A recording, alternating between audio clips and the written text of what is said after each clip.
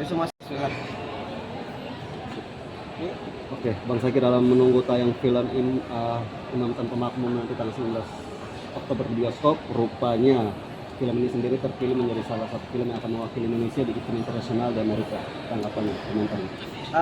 Ya, alhamdulillah, bersyukur dan gak nyangka, bener-bener gak nyangka.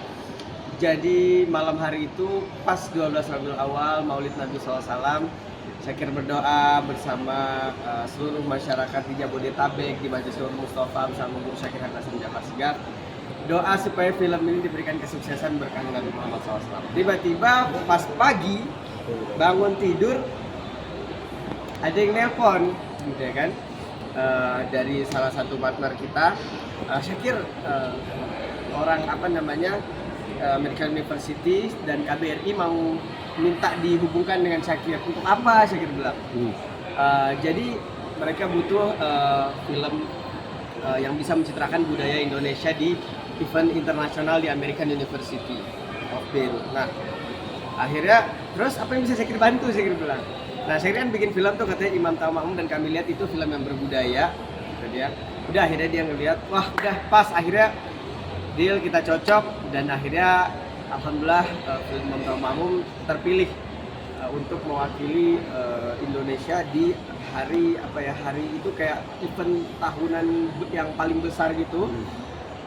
Ada sekitar 90 negara mahasiswa di situ, dan ada sekitar 9.000 mahasiswa di American University itu dari berbagai macam negara. Nah, Indonesia di situ menampilkan pencak silat dan film Imam Tanpa Makmum. Wah, di situ Syakir speechless, dan Syakir tapi tidak bisa hadir ke sana karena dadakan juga, dan satu dua hal masih banyak acara di Jakarta untuk persiapan tayangnya film Imam Tanpa Makmum tanggal 19 Oktober.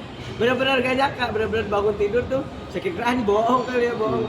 Syakir cek, memang kata teman-teman KBRI, wah itu benar kata dia gitu, dan memang kepala kebudayaan KBRI di sana langsung mengontak, dan kita juga bilang akhirnya ketika ini berjalan, kalau ini sukses, ke depan juga 1 November di anniversary persahabatan kita bersama beberapa negara kayak Meksiko, Australia, Turki, Korea Selatan, dan lain-lain, Syakir lupa, itu juga akan ditayangkan di konferensi di sana, konferensi anniversary persahabatan yang ke-10 tahun.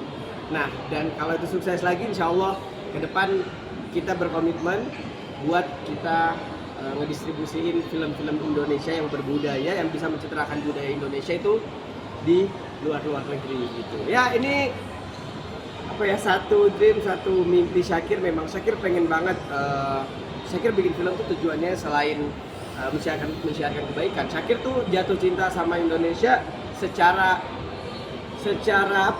visual tuh, karena Indonesia nih kita punya keberagaman dan perbedaan yang luar biasa, tapi kita masih bisa hidup rukun, masih bisa ketawa, masih bisa. Nah, ini kan hal yang unik buat orang di luar gitu, yang harusnya dicitrakan gitu.